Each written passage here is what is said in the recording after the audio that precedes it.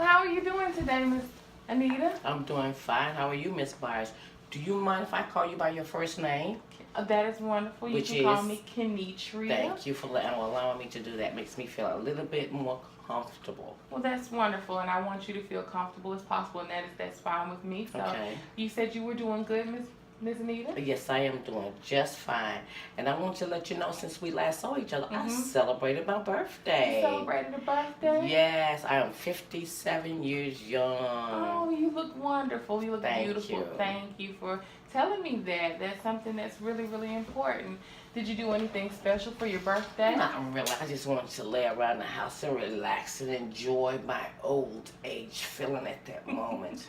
Well, that's wonderful. I'm so glad that you are feeling much better and that you had a wonderful birthday. That's Yes. just excellent to hear.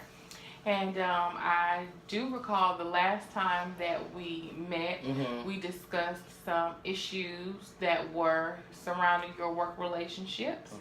And we discussed discussed what they were and how you felt about that, and we even came up with a few solutions. So I hope that everything is going well at work now. They are. Wonderful. That's good to hear. I'm really glad that everything, within your work relationships are going well. And I did note that you kind of wanted to talk about some issues a little bit different today. You sent me an email. Yes, Is that I did. right? Yes, that's true. Okay, That's right. wonderful. So, before we get started again, as you can see, there is a camera set up. Hi. And I want to ask your permission to make sure that you are fully comfortable with being recorded. Of course. And just so you know that the recording just helps me to reflect upon our sessions so that I can, be a helper to you.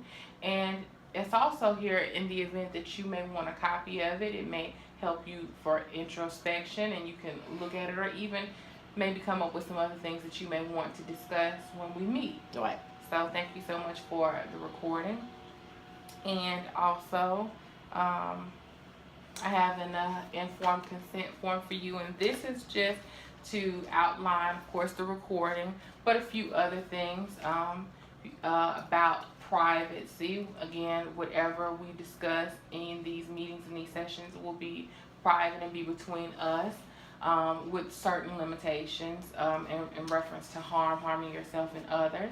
But what you tell me stays here, and I want you to feel comfortable. Like you asked earlier, could you call me by my first name? I'm okay with that, and I want you to be comfortable with me. Okay. To discuss whatever's going on in your life. Okay. So, if you don't mind. Put my pretty John Hancock on it. Thank you. Today's date. It's December the 1st.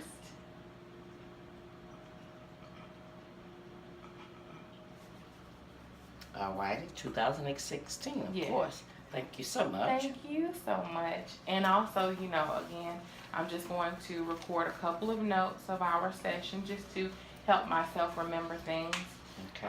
that's going on with us. So, all right, Miss Anita, we're here. Tell me what you want to discuss. Well, as we were talking in my last session about my job situation, the situation has gotten a lot easier and a lot better, and I'm enjoying my coworkers and my new place that I'm working. I'm enjoying the children. They have gotten their last report card, and I'm very proud of my third graders. They all made the honor roll, exceptional ed honor roll in school. Congratulations to my kids. Yes. That made me feel a lot better and more open and things like that. So that whole situation at school has begun to work itself out very, very well. I'm really glad to hear that. Okay. Okay. So work is going good right now. It is. Okay. So I have one slight concern that I'm beginning to contemplate. okay. And I wanted to discuss with you, as I, mentioned to you earlier. Absolutely. I'm beginning to contemplate retirement. I thought I had more years in service with the state, but it seems that I don't. So I'm beginning to contemplate which way I want to go as I'm beginning to get older. I know with age and things, my patience level might not be what it used to be, and my physical, my whole body and everything Mhm. might begin to slow down just a little bit more. So I'm considering early retirement. But I have to take that an option because I won't be retirement age to Mhm. receive all my abilities, disabilities, or whatever it is I have. Mhm. So I'm thinking very, very strongly which way I need to go or how I Mhm. need to Mhm. reach those conclusions. Wow, and that's a lot. So I hear you have several concerns that you Mhm. want to talk about. One in relation to your potential retirement, Right, and um, also I heard a little bit of health concerns, right, and as far as you getting a little bit older, um, and then also in reference to retirement, the potential consequences that may come from possibly retiring early. right. Um, so tell me a little bit more about you wanting to retire. I know we've discussed in the past that you've been an educator for quite a long time. Right. So talk to me a little bit more about, wanting to retire early. The decision to retire early for me is because by me working with the type of children I work at Mhm. and with their disabilities, some are behavioral, some are mental. Mhm. I'm getting more and more of decision with the behavioral problems, Mhm. and they're not always safe, Mhm. but I have to think of my safety as well. And since I am getting older and these children are a little bit stronger, since I'm more for older age now, I'm I'm a little concerned about how well I will be able to keep them in, not so much keep them in line, Mhm. but to keep up with them as I get older. Mhm. So yeah, I'm contemplating. I haven't quite made up my mind yet, but it is a thought Mhm. that I have to put in process. Mhm. Nobody wants to get old. I don't always feel my age, and sometimes I do. A little tired, a little sleepy, a little grouchy. So I'm taking that into consideration now. And I heard you. I heard you sigh, and I saw your body kind of do, kind of physically release something. Right. How is this decision affecting you? How is this making you feel to have to weigh these options? Because I found out if I do retire early, I will be penalized a little bit Mhm. through the state, and that means that I won't totally be able to stop working, Mhm. but I will come out of education and I'll have to consider what other fields I would want to go into to still have an income coming in that will supplement the difference between what I get from them and what I need to survive. Mhm. Okay. So I hear I hear many concerns. You mentioned that in working with some of the children that you work Mhm. with, it could not be safe. Right. Some of the children may be a little aggressive. Hmm. Um, so kind of explain to me what that's been like for you. Well, this I haven't in the years that I have been in exceptional ed. Like I stated, in one of our last meetings, I had behavioral children that was very, very physical. That's why they took me out of that section of exceptional ed, Mhm. and they put me with younger children. And this Mhm. last year where I'm at now, I'm with third graders, and have an example of I call him my little friend, my little special friend in my classroom. Um, I don't think he's in a proper. This is not our classroom. It's not his proper setting, Mhm. and he's somewhat verbal, Mhm. but he's somewhat also behavioral. When things don't go his way, he swings. Mm.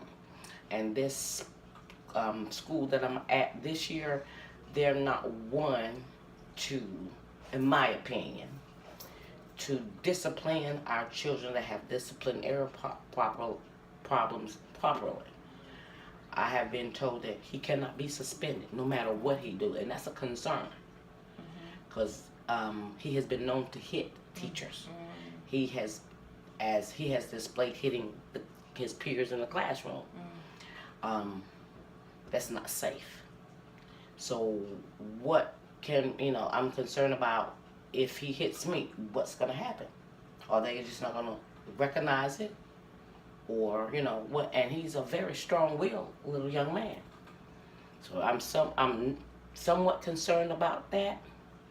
He doesn't have a one-on-one. He should have a one-on-one. And some of these issues are not being considered or looked at or approached. So that's one thing I always have to, keep conscious of. Yeah. I hear you use the word concern a lot, concern. And I'm interested when you say concern, what does that look like for you? When you say concern, is that maybe apprehensiveness or fear or? Well, when it comes to the administration and him and his behavior, approaches, and how we deal with it, there's been a situation where he has had to be written up. I mean, and it was to a point where it's written up where he could have been suspended for a day. And that's why I said she made the statement, well, he can't be suspended. And I'm like, very, very concerned. So it's basically like they've given him an open book to what he can do, and nothing, he will not be reprimanded. And that concerns me because I see him as time goes by and he gets accustomed to everybody in the classroom. He likes to hit. And how is that going to go into the situation with, like I said, concern, how these other parents are going to be when he strikes one of their children and nothing is done? Are they going to look at us as the classroom teachers, or are they going to go straight to the administration, the principal and vice principal? We keep good records, but I'm just afraid things will not be done in the proper way. That's my biggest concern. So I'm hearing you say that you're concerned about the way that this young man is in context of the class in reference to you or the other teachers, Right. And also with his student peers. Right. It could be a little bit unsafe. Right. He may be a little bit impulsive. Right.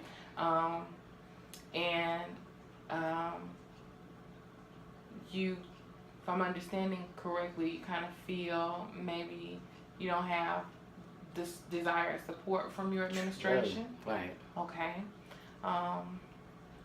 And this is one of the reasons that you're looking forward to. You want to maybe think about early retirement. True, because as this school that I'm at now, disciplinary actions is a little unusual, I'll say, as I see from the different schools I've been at. They're not so proactive. They're a little laid back, and maybe a little bit too laid back. Yeah. I'm very concerned about, as time go by, how, if situations do come to a head with something, how is it going to be dealt with? Because as I've seen in the past with some of the other teachers that has had disciplinary problems in their classroom, instead of them reprimanding the children, the teachers are getting reprimanded. And we've lost 6 teachers this year. Wow, that's a bit to That's take a big in. concern, yeah, as an educator. We are looking out for the best interests of our children and trying to teach them the things they need to have in life to succeed. But when you have the problem of dealing with children jumping out the window, you go in the hallway and they're running out the classroom, cussing the teacher out, fighting each other, and the next day they're still there.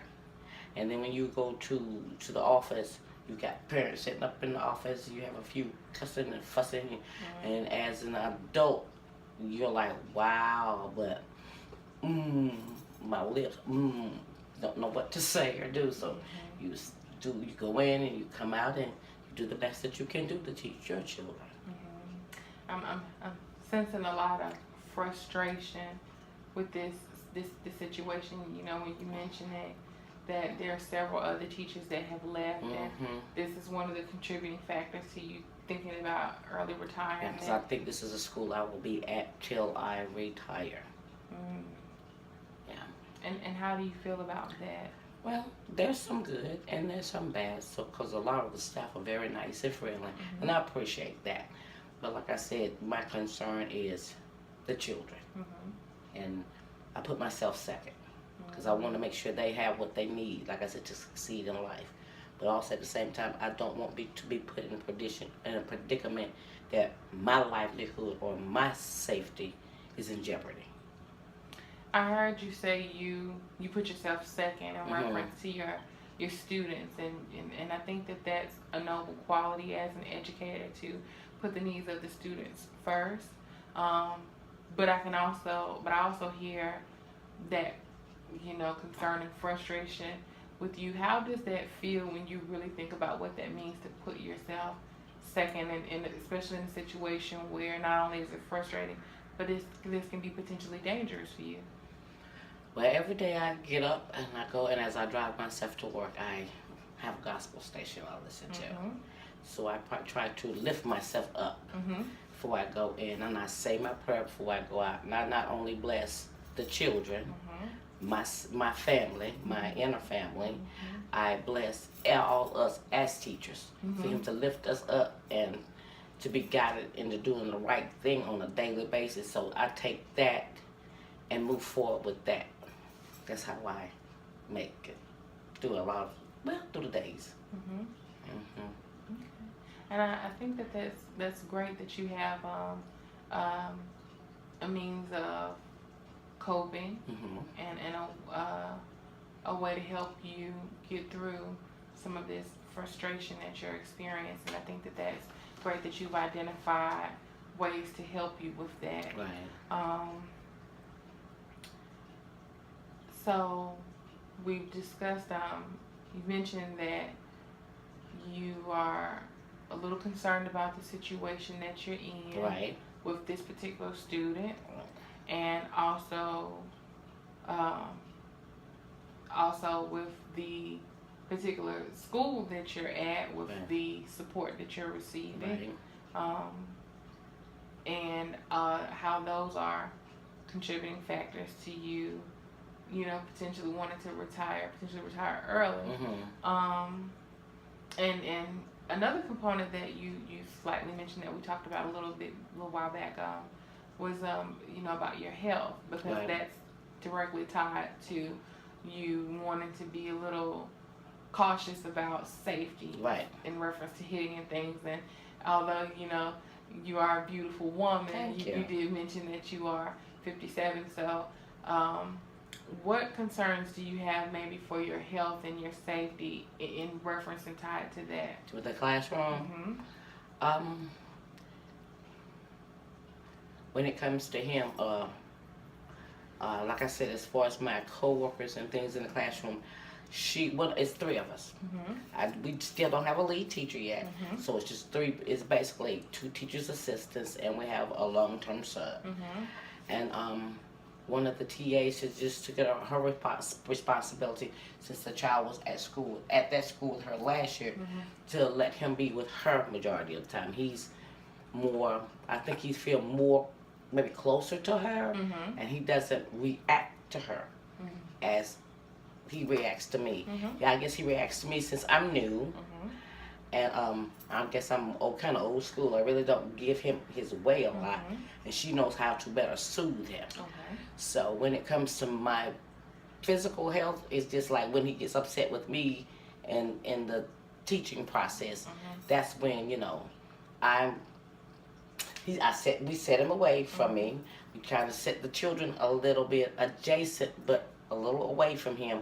We found ways in the classroom to keep him away, and when he does get agitated, we have a quiet corner for him. So that has helped out a lot.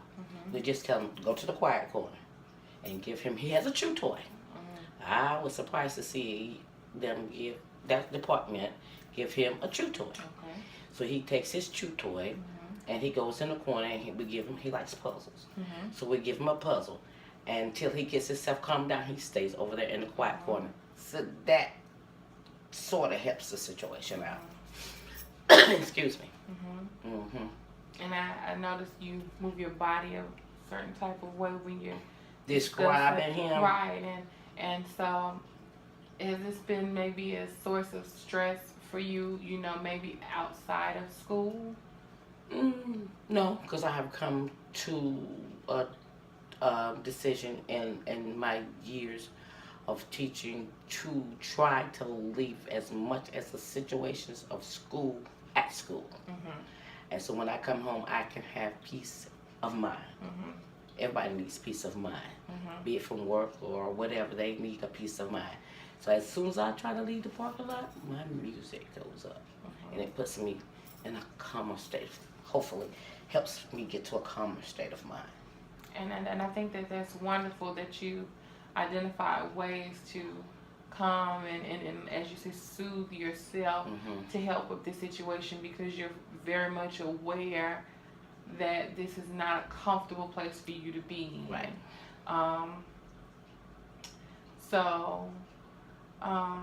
I think, the biggest portion of what you've talked about today, again, related to work, has a lot to do with your frustration of where you are in the situation that you're kind of in. Right. And you're kind of at an impasse. Right. Of how to move forward. Okay. So, in thinking about where you are and where you would like to be, what is your ideal situation for either staying in the school setting or maybe retiring? What would your ideal situation look like? That I could come out with 20 years, which would be the next 3 years. Okay. I'm still in good health, good mind, good spirits. I don't know if I sort of kind of still want to work with children. Maybe on a younger level, go to daycare. Work part-time with daycare. A lot of people have approached me and asked me, would I sub? I could look at that, have that situation and do that. Or like I said, daycare. Or I've worked in retail before. When I was younger, maybe do some of that on a part-time basis. Because like I said, I will not be retirement age when I at 20 years. Because I am going to have to supplement my income. So I have a lot to think about. Which way I want to go, when that time comes. Okay. So, I'm hearing that ideally, if it were possible, you would like to come out within the next 3 years. Right. And that you would receive your full benefits. No. You don't want to receive? I wouldn't receive my full benefits. My full benefits means I will have to work till I'm 65. Okay. I don't think I want to work till I'm 65 in the public school settings, especially when I feel that I'm have to be where I am. That's why the 20 years I would get probably 80% of my teacher salary. And that's why I said I know I will have to do some type of work somewhere to supplement the difference and to have benefits. So I'm beginning to sit down and think about my options. So, so if I'm understanding correctly, you would like to come out again with, like you said, within the next 3 years. Right, yeah. Although you would not be retirement age just yet. You have to wait until 65. But you would like to retire. Right. And maybe pick up an additional job or something that you would not mind doing to supplement your income. Right. Until you gotten to retirement age. Right. And you mentioned that you wouldn't be retirement age. Right. So, what are some potential consequences that could arise. From retiring early? Yeah, in reference from retiring early. Well, I've looked into it just a little bit. I'm still looking into it. I will not receive my full benefit pay. I'll receive like 80%. Um, I'm not sure. They haven't gotten back with me with everything. I still can get my benefits. I might have to pay for some of it. And like I said, I'm gonna have to supplement what I don't receive from the state for retirement in another job to make ends meet. I'm a single person, and that means when you're a single person, well, I'm divorced, but as they say, I'm single. That puts me at the highest tax bracket. Okay. That means they take more taxes out on me than, anybody with children or dependents. So I'm gonna have to find a way to balance things out. It's a bit of a concern as you grow old. As you grow older, not all job opportunities are there for you. Yeah. Okay, so I hear you have a little concern about moving forward after retiring Right. for financial reasons. Right. Because that is a major concern Right. when you retire. Will you have enough money to supplement your income and be able to maintain Right. your lifestyle now? And so you've already began the process of researching that to kind of know that there will be something additionally that you may have to do. Right. And you mentioned a couple of other jobs that you have done in the past. And I heard you say daycare. Right. And I think, when I'm thinking, daycare is very close to teaching. Right. So, is it ideally, if you maybe were at another school or in a different classroom setting, would you still be thinking about retiring? Would this still be as much of an issue for you? All these years that I have been in exceptional ed, I have wanted to go back to what I call regular ed, regular classes. But with there being such a shortage in teachers this year, and mostly in exceptional ed, I know I'm not going to get to go back to regular ed. So if I was at a different school, possibility. I've noticed since I've come in from working out in the county to coming in closer into the inner city, situations are not always the best. Their behaviors, there's parents, there's the difference in income levels, I could say style or mannerisms of the kids with the parents. So if I could get maybe back out further in the county, to me, my feeling, I probably would stay in a little longer. Yeah. Yes, I can sense a little, Ease when I say Right. roll. Yeah. So, tell me a little bit more about your experiences at the different types of schools, obviously, because that also, I can see that like again, that's something that really weighs heavily on you in this Right. situation. How has your experience been working with different populations of people in schools? When I first came into the school system, like I said, was in the rural area. I had like a 30-minute drive to the school that I worked at, but I enjoyed it better. The children were nicer. Okay. They were more well behaved. I noticed the difference of there the incomes that the parents might have had. There was a lot of two-parent households. There was more open space. Nicer. It was just the whole atmosphere was calmer and nicer. When I began, like I said, when I began to come into the city, I noticed the difference between the parallelism of